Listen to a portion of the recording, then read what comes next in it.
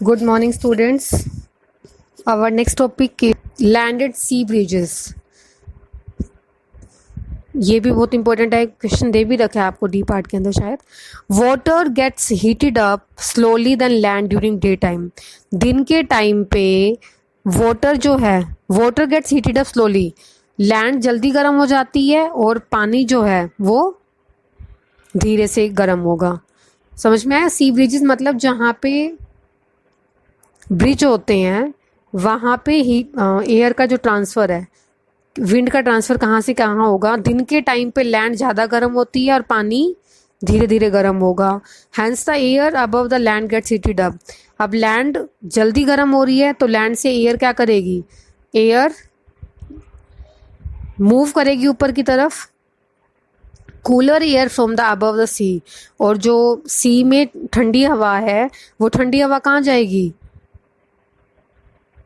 सी से लैंड की तरफ. तो इस मूवमेंट को क्या बोला, सी ब्रिज. नाम से क्लियर हो रहा है, sea bridge and land bridge. Sea bridge का मतलब सी से ठंडी हवा का जाना कहाँ पे, लैंड के पास. एंड लैंड ब्रिज का मतलब लैंड से ठंडी हवा जा रही है कहाँ पे, सी की तरफ. ठीक है, जो आपको नेम गिवन है ना वहीं से ट्रांसफ़र होगा. सी ब्रिज का मतलब सी से ट्रांसफ़र हुआ एयर का, कूलर एयर का, सी से लैंड की तरफ. दिन के टाइम पे सी से जाती है हवा और रात के टाइम पे लैंड से, इसलिए इसको क्या बोला, लैंड ब्रिज. रात के टाइम पे क्या होता है, वाटर जो है वो जल्दी से ठंडा हो जाता है देन लैंड. रात के टाइम पे वाटर को ठंडा होने में टाइम ज़्यादा लगेगा, लैंड जल्दी ठंडी हो जाती है और वाटर धीरे धीरे ठंडा होगा. तो एयर क्या होगी, air above the water becomes warmer. Water वाली एयर ज़्यादा वार्म अप हो जाएगी, राइज अप करती है. तो जो लैंड वाली एयर है वो कहाँ से कहाँ मूव करेगी, लैंड से वाटर की तरफ. तो इसको क्या बोला हमने, लैंड ब्रिज. क्लियर हो गया? एक बार दोबारा से सुनो, land breeze and sea breeze. Sea breeze में क्या बता रहे हैं, दिन के टाइम पे लैंड गर्म है, वाटर ठंडा है, तो जो हवा चल रही है वो कहाँ से कहाँ चलेगी, सी से लैंड की तरफ. इसको सी ब्रिज बोला. रात के टाइम पे लैंड जल्दी ठंडी होती है, वाटर को टाइम ज़्यादा लगता है. तो वाटर को टाइम ज़्यादा लग रहा है तो एयर कैसी होगी, गरम. गरम एयर ऊपर की तरफ जाएगी और ठंडी एयर जो है वो लैंड से कहाँ पे आई, वाटर के पास में. तो इसको क्या बोला हमने, land breeze. These land and sea breeze help in maintaining the temperature of air. इसी वजह से जो एरिया समुद्र के आसपास होते हैं वहाँ पर ना तो ज़्यादा गर्मी होती है ना ज़्यादा ठंड होती है, क्योंकि टेम्परेचर को मेंटेन कर लेती है कौन, land and sea. We therefore have an equitable climate on places near the sea. जो सी के पास में एरियाज होते हैं वो ना ज़्यादा ठंडे ना ज़्यादा गर्म, वहाँ का क्लाइमेट जो है वो मेंटेन रहता है, नॉर्मली रहेगा. नेक्स्ट आपको दे रखा है, do you know the wind speed, wind direction, temperature and humidity of a place contribute to the development of the atmospheric convection currents. Convection current में क्या क्या अपना इंपॉर्टेंट रोल प्ले करते हैं. स्पीड भी डिपेंड करती है विंड की डायरेक्शन, ये सब अपना कंट्रीब्यूशन देते हैं. और इससे से ही स्टॉर्म्स एंड साइक्लोन्स आते हैं. The strong wind sometimes forms a cloud and grows into a thunderstorm. तेज तूफान आते हैं, साइक्लोन्स आते हैं. साइक्लोन कहाँ आते हैं, पानी के अंदर. Cyclone is a huge storm having strong spiraling winds going inwards and upwards at a speed of around 150 km per hour over warm ocean region. आपको पता है जो पानी वाला रीजन है वहाँ पर साइक्लोन्स आते हैं. साइक्लोन का मतलब हवा जो है वो ऊपर की तरफ और नीचे की तरफ बहुत ज़्यादा स्पीड से मूव करती है. और साइक्लोन जो है वो एंटी क्लॉकवाइज और क्लॉकवाइज दोनों डायरेक्शन में मूव करते हैं. एंटी क्लॉकवाइज कहाँ होते हैं, नॉर्दर्न पार्ट में, एंड साउदर्न पार्ट में क्लॉकवाइज डायरेक्शन में. The difference in the pressure determines the intensity of cyclone. और ये साइक्लोन, तेज तूफान आना, पानी के अंदर जो सुनामी आती है किसकी वजह से आ रही है, वो प्रेशर डिफरेंस की वजह से. लो प्रेशर होगा और इस प्रेशर को बैलेंस करने के लिए जब एयर मूव करती है, एयर रश करती है नीचे की तरफ, बहुत हाई स्पीड से रश करेगी एयर की हाई स्पीड से रश करने की वजह से ही साइक्लोन एंड थंडरस्टॉर्म होंगे. When cyclones come on the land, the heavy rain, strong winds and large waves can damage building, trees and cars. जब बहुत तेज साइक्लोन आते हैं, सुनामी, तो उसकी वजह से क्या होता है, बहुत तेज बारिश होती है, तेज हवाएं चलने लग जाती हैं, और इससे जो बिल्डिंग हैं उसके आसपास ट्रीज हैं, कार्स हैं, वो सब डैमेज हो जाते हैं। तो ये साइक्लोन्स क्यों आ रहे हैं? साइक्लोन किसकी वजह से आए? जो हम बता रहे हैं कि एयर गर्म होगी, एयर प्रेशर में डिफरेंस हुआ। प्रेशर जब एयर ऊपर चले जाएगी तो वहाँ प्रेशर क्या हो जाएगा? कम हो जाएगा। तो एयर विंड उसको बैलेंस करने के लिए क्या करेगी? रश करती है नीचे की तरफ। रश करने की वजह से तेज तूफान और हवाएं चलती हैं। नेक्स्ट डू यू नो दे रखा है in summer at places near the equator land warms up faster. गर्मियों में क्या होता है? जो प्लेस इक्वेटर के पास है वहाँ पे लैंड बहुत ज़्यादा गर्म हो जाती है, क्योंकि सन पास होगा। सन इक्वेटर के पास होने की वजह से लैंड बहुत ज़्यादा गर्म हो जाती है। Hence most of the time land temperature is higher than that of water in the oceans. तो इसी वजह से लैंड का टेम्परेचर क्या होगा? लैंड का टेम्परेचर ज़्यादा होता है वाटर के टेम्परेचर से। Air over the land gets heated up. वही सेम जैसे आपने सी ब्रिज में किया था, उसमें भी तो यही बता रहे थे ना आप। एयर जो है वो दिन के टाइम पे लैंड से चली जाएगी ऊपर की तरफ, क्योंकि एयर गर्म है, और होटर एयर लाइटर हो जाती है हल्की होने की वजह से, वो ऊपर की तरफ मूव करेगी। This causes the wind to flow from the ocean towards the land. तो विंड कहाँ से कहाँ फ्लो करेगी? ओशियन से लैंड की तरफ। These winds carry water and bring rain. और ये जो विंड्स हैं, हवाएं हैं, वो पानी और साथ साथ में बारिश लेके आती हैं। इनको क्या बोलते हैं हम? Our last topic of this chapter is radiation. हमने पहले दो मेथड कर लिए हैं हीट ट्रांसफ़र के, conduction method and convection method. Last method आता है रेडिएशन। इसमें क्या बताया? We feel hot when we stand out in the sun और when we are near a fire place. How does the heat of the sun और the fire place reach us. हम कभी धूप में खड़े होते हैं तो, या फायर के पास खड़े होते हैं तो बड़ी गर्मी सी लगती है हमें। किस वजह से? ये हीट कहाँ से आ रही है? फर्स्ट कंडक्शन बताया, कन्वेक्शन बताया, उसमें हम हीट दे रहे थे, फ्लेम से दी, कैंडल से दी, हीट मिल रही थी। बट यहाँ पे सन से हीट आ रही है और हम उसके डायरेक्ट कांटेक्ट में नहीं खड़े, फिर भी हमें हीट हमारे तक पहुंच पा रही है। The heat of the sun doesn't reach us either by conduction और बाय कन्वेक्शन। तो सन से जो हमारे को हीट मिली, ना तो वो कंडक्शन मेथड से मिल रही है, ना ही कन्वेक्शन मेथड से मिल रही है। This is because there is mostly empty space between the sun and earth. क्योंकि अर्थ और सन के बीच में बहुत सारा स्पेस है, एम्प्टी स्पेस है, खाली जगह बहुत ज़्यादा। Conduction and convection both require a material medium for the transfer of heat.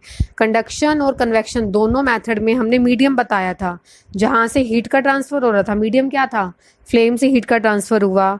It flows then that there must be it follows then that there must be a third method of heat transfer.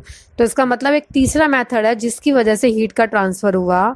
We call this method of heat transfer as radiation. इसको क्या बोलते हैं हम? Radiation. It may be defined as method of heat transfer in which no material medium is required. ये ध्यान रख लेना, radiation में किसी भी मीडियम की ज़रूरत नहीं पड़ती, बिना मीडियम के हीट का ट्रांसफर होगा। क्लियर हो गया? कंडक्शन और कन्वेक्शन दोनों में मीडियम चाहिए था हीट को ट्रांसफ़र करने के लिए। यहाँ पे हमें किसी भी मीडियम की ज़रूरत नहीं है, बिना किसी मीडियम के हीट का ट्रांसफ़र होगा।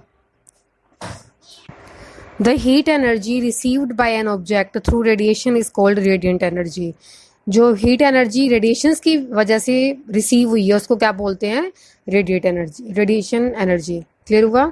जो हीट एनर्जी रेडिएशंस की वजह से रिसीव होगी उसको क्या बोलेंगे? Radiant energy. We can say that all hot objects given out और रेडिएट हीट एनर्जी। जितने भी हॉट ऑब्जेक्ट हैं वो सब क्या करते हैं? एनर्जी को रेडिएट करते हैं। कौन सी एनर्जी को रेडिएट करेंगे? हीट एनर्जी को। When radiant energy falls on any matter, a part of it's reflected back and a part of it's absorbed by the matter. Radiant energy किसी भी मैटर पर जब फॉल करेगी तो एक पार्ट तो रिफ्लेक्ट हो जाएगा, मतलब वापस चला जाएगा, और कुछ पार्ट को, मतलब उसकी जो कुछ हीट है वो मैटर एब्जॉर्ब कर लेगा। थोड़ी सी हीट को एब्जॉर्ब कर लेगा और बाकी जो है वो वापस चली जाएगी। It is the absorb part of radiant energy that heats up the object. इसकी वजह से ही ऑब्जेक्ट जो है वो गर्म होता है। सन से क्या होता है? सन से जो हीट आ रही है हमारे पास, वो सारी हीट तो हम नहीं ले पाते ना, कुछ हीट हम ले लेते हैं और बाकी वापस चली जाती है, रिफ्लेक्ट बैक हो जाती है। We find through practical experience that black objects are very good absorber of radiant energy. ये क्वेश्चन आता है, विंटर्स में हम डार्क कलर के क्लोथ्स डालते हैं, समर्स में लाइट कलर के, किस लिए भाई? क्योंकि जो डार्क कलर है वो हीट को एब्जॉर्ब करता है, वो लाइट कलर कम एब्जॉर्ब करता है। इसी तरह से जो कुकिंग यूटेंसिल्स है उनके बॉटम को भी ब्लैक रखा जाता है, क्योंकि ब्लैक कलर हीट को बहुत ज़्यादा एब्जॉर्ब करता है, जिसकी वजह से कुकिंग जो है वो फास्ट हो जाती है। तो ये रीजनिंग क्वेश्चन है, ये अच्छे से कर लेना। हाईली पॉलिश्ड और white object on the other hand absorb little amount of radiant energy. और जो ज़्यादा पॉलिश्ड होता है या फिर वाइट ऑब्जेक्ट वो हीट को कम एब्जॉर्ब करता है, इसीलिए गर्मियों में हम कैसे कपड़े डालते हैं, लाइट कलर के या फिर वाइट कलर के। नेक्स्ट आपको एक्टिविटी दे रखी है, आपने घर पे करके देखना एक्टिविटी। अगर थर्मामीटर है तो आप क्या करोगे, एक के ऊपर कॉटन लगा देना और दूसरे के ऊपर ब्लैक पेपर रैप कर देना, दोनों को सेम डिस्टेंस पे रखो कैंडल की, ठीक है। तो आप क्या ऑब्जर्व करोगे, जो जिस थर्मामीटर के ऊपर हमने ब्लैक पेपर रैप किया है उस थर्मामीटर का टेम्परेचर ज़्यादा होगा और जिसके ऊपर वाइट पेपर रैप कर रखा है उसका टेम्परेचर कम होगा। तो इस एक्टिविटी से भी हमें पता चल गया जो ब्लैक कलर है वो ज़्यादा हीट को एब्जॉर्ब करता है और वाइट कलर कम हीट को एब्जॉर्ब करेगा। ये एक्टिविटी करके देखनी है आपने अपने घर पे अगर थर्मामीटर है तो। नेक्स्ट दे रखा है the difference between the absorptions and emissions properties of black and polished surface has many practical uses, we list below some of this. अभी आपको बता रखा है कि किस ऑब्जेक्ट को कैसा रखा जाता है, डार्क होता है या लाइट होता है, क्यों रखते हैं हम, स्पेशल पर्पस के लिए, क्योंकि डार्क कलर ज़्यादा हीट को एब्जॉर्ब करेगा और लाइट कलर कम हीट को एब्जॉर्ब करता है। ये आपको प्रैक्टिकल एप्लीकेशंस दे रखी हैं, बेसिकली आप डेली लाइफ में इनका कहाँ पे यूज़ करते हो। फर्स्ट है bottom of cooking utensils are often kept black. अब ये क्वेश्चन आ सकता है, why bottom of cooking utensils kept black, जो कुकिंग यूटेंसिल्स हैं उनके बॉटम को ब्लैक क्यों रखा जाता है? This enable the utensils to better absorb heat to the flame, क्योंकि जो ब्लैक कलर है वो हीट का गुड कंडक्टर है, ज़्यादा हीट को एब्जॉर्ब करेगा और ज़्यादा हीट को एब्जॉर्ब करने की वजह से कुकिंग फास्ट हो जाएगी, इसीलिए कुकिंग यूटेंसिल्स के बॉटम को कैसा रखा जाता है, ब्लैक। नेक्स्ट है वी प्रेफर वाइट और light coloured clothes in summer, they absorb less heat from the surrounding. और गर्मी के टाइम पे हम क्या करते हैं, लाइट कलर के या वाइट कलर के कपड़े डालते हैं, क्योंकि लाइट कलर जो है वो कम हीट को एब्जॉर्ब करता है, कूल फील कराता है हमें, इसलिए हम गर्मियों में लाइट कलर के कपड़े डालते हैं। नेक्स्ट रीजनिंग क्वेश्चन क्या बन सकता है, टी और coffee pots are often made shining bright. जो कॉफ़ी पोट होते हैं अंदर से आप देखना, आपके घर पे अगर कोई कॉफ़ी पोट रखा हुआ है, कोई टी पोट है, वो अंदर से काफ़ी ब्राइट होता है, किस लिए, क्योंकि आपको ऊपर बताया था ब्राइट और जो लाइट कलर हैं वो हीट को कम एब्जॉर्ब करते हैं, इसीलिए उनको अंदर से कैसा रखा जाता है, ब्राइट, मतलब शाइनिंग सी उनकी अपीयरेंस होती है। द टी और coffee kept in them therefore stage hot for a longer time. Heat बाहर नहीं निकलेगी तो काफ़ी लंबे टाइम तक गर्म रहेंगे। नेक्स्ट है fire brigade man often use shining brass caps. आपने देखा होगा फायर ब्रिगेड की जो कैप होती है वो काफ़ी शाइनिंग होती है। शाइनिंग क्यों होती है, क्योंकि शाइनिंग पार्ट जो है वो कम हीट को एब्जॉर्ब करेगा और फायरमैन को फायर का कोई भी इफेक्ट नहीं पड़ता। These caps absorb very little heat, कम हीट को एब्जॉर्ब करेंगे, therefore help the fireman while they are putting off the fire, मतलब उनको ज़्यादा गर्मी नहीं लगेगी जब वो फायर को बुझाएंगे। तो इसीलिए फायर ब्रिगेड की जो कैप्स होती है वो कैसे होती है, शाइनिंग होती हैं, क्योंकि शाइनिंग पार्ट जो है वो कम हीट को एब्जॉर्ब करेगा। नेक्स्ट है houses generally have light colours on their outer walls, these absorb and radiate less heat, this help to keep the houses cool in summer and warm in winter। आपके घर के बाहर जो दीवारें होती हैं उस पर कलर कैसा करते हैं, लाइट कलर करते हैं, किस लिए, ताकि लाइट कलर कम हीट को एब्जॉर्ब करे और हमें गर्मी ना लगे, समर्स में कूल फील करे एंड विंटर्स में वार्म। नेक्स्ट पॉइंट दे रखा है many buildings in the cities have coated shining glass as their outer walls, these absorb and radiate very little heat. Buildings जो सिटी में होती हैं उनके ऊपर शाइनिंग ग्लास लगे होते हैं, ग्लास जो चमक रहे होते हैं, किस वजह से, आउटर वॉल्स पे, ताकि कम हीट को एब्जॉर्ब कर सकें। This help to improve the efficiency of the air conditioning system in the building, और बिल्डिंग के अंदर एयर कंडीशनर की जो एफिशिएंसी है, उसकी जो क्षमता है वो भी क्या होगी, इम्प्रूव होगी। इसीलिए बिल्डिंग सिटीज़ के अंदर जो आउटर वॉल्स होती हैं वो इसमें किसका यूज़ किया जाता है, शाइनिंग ग्लास का। The thermos flask is use to carry in it hot और कोल्ड ड्रिंक। कोल्ड ड्रिंक्स ठंडा पानी रखने के लिए जो हम फ्लास्क यूज़ करते हैं, थर्मस यूज़ करते हैं, उसके अंदर भी शाइनिंग आपको दिखाई देगा ग्लास। शाइनिंग या पॉलिश ग्लास यूज़ करते हैं, किस लिए? क्योंकि वो कम हीट को एब्जॉर्ब करेगा।